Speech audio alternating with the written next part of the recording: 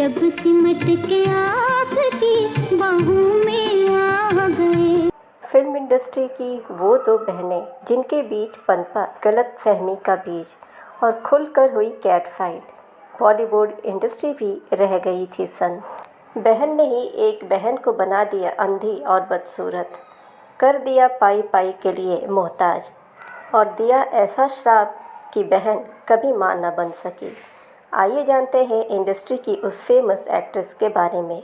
वो एक्ट्रेस जिसको अपनी पहली फिल्म के लिए सिर्फ ₹1 मिला, लेकिन कुछ ही दिनों में वह फिल्म इंडस्ट्री की सबसे महंगी हीरोइन बन गई। क्या आप जानते हैं कि इस एक्ट्रेस का अपनी ही बहन और नामी एक्ट्रेस के साथ ऐसा झगड़ा हुआ कि फिर दोनों ने कभी एक दूसरे को देखा तक नहीं।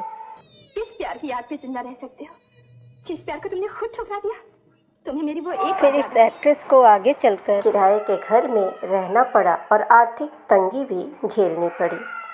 60 के दशक की ऐसी अदाकारा जिसके हुस्न, अदाओं और अभिनय और अपने समय की सबसे महंगी हीरोइन के लोग ऐसे कायल थे कि बरेली से बर्मा तक जहां भी हिंदी फिल्में देखी जाती, लोगों की लबों पर बस उनका ही नाम था। अपनी खूबसूरती और लीक से हटकर फैशन ट्रेंड के दम पर फैशन आइकन कहलाने वाली यह एक्ट्रेस अगर अपने बाल कटवा लेती तो सारी दुनिया उसी ट्रेंड को फॉलो करने लगती। सिर्फ बालों का स्टाइल ही नहीं, अगर वह बॉडी टाइट सलवार सूट पहनने लगती तो मार्केट में नया ट्रेंड वायरल हो जाता। झुमका गिरा रे बरेली के बाजार में, झुमका गिरा रे। हम जब सिमट के आपकी बाहों में आ गए, पे खुशी छा जाती है, आंखों में सुरूर आ जाता है जब। और इस एक्ट्रेस को पहली फैशन आइकन भी माना जाता था। क्या आप जानते हैं कि इस एक्ट्रेस और उनकी चचेरी बहन के बीच एक गलतफहमी हुई और उस वजह से हुई बॉलीवुड की पहली कैट फाइट, जिसको जानकर इंडस्ट्री भी सन्न रह गई। ये एक्ट्रेस और कोई नहीं बल्कि साधना है, जिनको देख उस दौर के लोग आज भी उनकी अदाकारी को याद कर उठते हैं। कौन आया कि निगाहों में चमक जाग उठी, दिल के सोए हुए तारों में खनक जाग उठी। फिल्मी सितारों की चकाचौंध भरी जिंदगी सभी को पसंद आती है। बाहरी लोग इनकी चमक दमक को देखकर बेहद खुश हो जाते हैं, लेकिन जब इन सितारों की अंदर की कहानियाँ लोगों के सामने आती हैं, लेकिन इतना याद नहीं आया कि एक अनजान लड़की ने तुम्हारा नाम नहीं पूछा, पता नहीं पूछा, और तो वह झकझोरने वाली होती हैं। 60 के दशक की टॉप एक्ट्रेसेस में से एक साधना भी थीं, जिन्होंने अपने दौर की फिल्मों को नया आयाम दिया, लेकिन बाद में दुखद अंत की हिस्सेदार बनी। वैसे तो साधना की ज़िंदगी में भी कम उथल पुथल नहीं रही। चचेरी बहन बबीता से अनबन हो या फिर परिवार के खिलाफ जाकर अपने से बड़े उम्र के डायरेक्टर के साथ शादी करने का फैसला हो, और फिर बॉलीवुड गोल्डन एरा की ये ट्रेंड सेटर एक्ट्रेस कभी मां बनने का सुख भोग नहीं सकी। साधना शिवदसानी ने कई हिट फिल्में दी हैं, ऐसी यादगार फिल्में दी हैं जिसे देखकर आज भी दिल तरोताज़ा हो जाता है। 2 सितंबर 1941 में कराची में साधना एक सिंधी परिवार में जन्मी थी। भारत पाकिस्तान के बंटवारे के समय साधना की मां लाली देवी और पिता सेवाराम मुंबई आकर बस गए। मुंबई आने का एक बड़ा कारण यह भी बताया गया कि साधना के पिता सेवाराम के छोटे भाई हरीश शिवदसानी पहले से ही मुंबई रहते थे और फिल्मों में काम करते थे, और इसी नाते बबीता रिश्ते में साधना की चचेरी बहन लगती थी। साधना का नाम आखिर साधना क्यों पड़ा, इसकी भी कहानी बेहद ही रोचक है। दरअसल साधना के पिता सेवाराम 40 के दशक की पॉपुलर हीरोइन साधना बोस के फ़ैन थे, इसलिए उन्होंने अपनी बेटी का नाम साधना रख दिया। साधना स्कूलिंग करने के बाद आगे की पढ़ाई के लिए जय हिंद कॉलेज गई, लेकिन घर की आर्थिक स्थिति ठीक न होने के कारण साधना को भी काम करना पड़ा। सुबह वह कॉलेज जाती और दोपहर में एक दफ्तर में टाइपराइटर की नौकरी करने लगी। आर्ट और एक्टिंग में बचपन से ही रुचि होने के कारण वो कॉलेज में भी नाटकों में हिस्सा लेने लगी। साधना एक बार अपने ग्रुप के साथ डांस सीख रही थी। तभी उन्हें पता चला कि राज कपूर को अपनी फिल्म के लिए एक ग्रुप डांस के लिए कुछ ऐसे स्टूडेंट की ज़रूरत है जो फिल्म के ग्रुप डांस में काम कर सके, और इसके लिए हो रहे डांस टेस्ट में साधना को भी चुन लिया गया। फिल्म श्री 420 का गाना रमैया वस्तावैया के लिए साधना ने भी शूटिंग की और डांस डायरेक्टर जैसा कहते वो वैसा करती। फिल्म की शूटिंग पूरी हुई और बड़े पर्दे पर रिलीज भी हो गई।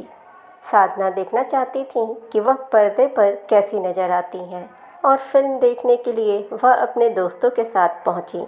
लेकिन तब देखकर धक्का लगा उन्हें जब गाने में खुद को पाया ही नहीं। दरअसल एक एडिटिंग के दौरान साधना वाले सीन को काट दिया गया था। लेकिन ये इत्तेफाक ही कहा जाएगा कि जिस राज कपूर ने एडिटिंग में उनका चेहरा ही काट दिया था, 8 साल बाद उन्होंने ही फिल्म दूल्हा दुल्हन में साधना के साथ हीरो का रोल निभाया। इसके कुछ समय बाद कॉलेज में एक प्ले के दौरान एक प्रोड्यूसर की नज़र साधना पर पड़ी, जिन्होंने 1 रुपया देकर साधना को अपनी फिल्म में साइन कर लिया। साधना अपने हेयर स्टाइल की वजह से भी खूब चर्चित थीं। आइकॉनिक स्टाइल साधना कट की भी एक दिलचस्प हिस्ट्री है, आइए आपको बताते हैं। फिल्म अबाना के बाद साधना की तस्वीरें कुछ मैगज़ीन में छपीं, लेकिन उस दौरान डायरेक्टर R.K. नैयर को उनका माथा काफ़ी चौड़ा नज़र आ रहा था। उन्होंने तब एक्ट्रेस को लव इन शिमला के लिए साइन कर लिया था। उनका माथा थोड़ी कम चौड़ा दिखे, इसके लिए उन्होंने एक्ट्रेस साधना के बालों का style Hollywood actress Audi Hepburn की तरह करवा दिया। उनके बालों को आगे की तरफ क्या बिखेरा, उसी दिन से उनका हेयर स्टाइल पूरे देश में फेमस हो गया। इसे साधना कट का नाम दिया गया। अब आपको साधना के जीवन से जुड़ी एक बड़ी कंट्रोवर्सी के बारे में बताने जा रहे हैं। दरअसल अपनी चचेरी बहन बबीता के साथ उनके झगड़े को इंडस्ट्री ने पहली कैट फाइट का नाम दिया था। इसके पीछे बेहद दिलचस्प वाकया है। यह तब की बात है जब बबीता का राज कपूर के बेटे रणधीर कपूर के साथ अफेयर चल रहा था। एक दिन राज कपूर ने साधना को कहा, तुम्हारी बहन कपूर खानदान की बहू बनने का सपना देख रही है। इस दौरान साधना ने अपनी बहन का पक्ष लेते हुए उनके प्रेम को सही ठहराया। उस समय कपूर खानदान में कोई भी फिल्म एक्ट्रेस के साथ शादी नहीं करता था और राज कपूर इस परंपरा को आगे ले जाना चाहते थे। लेकिन बबीता को ऐसा लगा कि उनकी बहन राज कपूर के कान भर रही हैं। फिर बबीता ने कई बड़े फिल्म मेकर से कहकर साधना को कई फिल्मों से बाहर निकलवा दिया। रणधीर कपूर से शादी होने के बाद भी बबीता ने अपनी बहन साधना को टारगेट करना नहीं छोड़ा। यही कारण था कि दुखी होकर साधना ने अपनी बहन से बात करना छोड़ दिया। बाद में उन्होंने एक इंटरव्यू में कबूला था कि जब वह और बबीता सामने आती थीं तो आपस में बात नहीं करती थीं। साधना को फिल्म लव इन शिमला के डायरेक्टर R.K. नैयर से फिल्म शूटिंग के दौरान ही प्यार हो गया था। फिर सालों तक डेट करने के बाद दोनों ने शादी का फैसला किया। साधना के घर वाले इस शादी के खिलाफ थे क्योंकि R.K. नैयर उम्र में साधना से काफ़ी बड़े थे, लेकिन साधना अपनी जिद पर अड़ी रही। फिर परिजनों को हाँ करनी पड़ी। साधना को माँ बनने का सुख भी नसीब नहीं हुआ। शादी के बाद साधना की खुशी को मानो किसी की नज़र लग गई हो। अस्थमा की वजह से R.K. नैयर का निधन हो गया। पति के जाने के बाद साधना पूरी तरह से अकेली हो गई थी और जीवन के अंतिम पड़ाव में कोर्ट कचहरी के चक्कर उन्हें काटने पड़े। दरअसल उनका ये विवाद किसी और से नहीं बल्कि बॉलीवुड की मशहूर गायिका आशा भोसले के साथ था। यह संपत्ति आशा की थी। मुंबई की संगीता नामक बंगले में साधना ने अपने जीवन के 50 साल काटे। उसी बिल्डिंग में रहने वाले एक बिल्डर ने आशा को मोटी रकम देकर बिल्डिंग का ग्राउंड फ्लोर खरीदने का प्रस्ताव रखा। जिसमें साधना रहती थीं। यहीं से उन्हें बाहर निकालने की कवायद शुरू हुई। उनके आखिरी समय में उनके दोस्तों और रिश्तेदारों में से किसी ने भी उनका साथ नहीं दिया। ढलती उम्र के साथ साधना बहुत बीमार रहने लगी।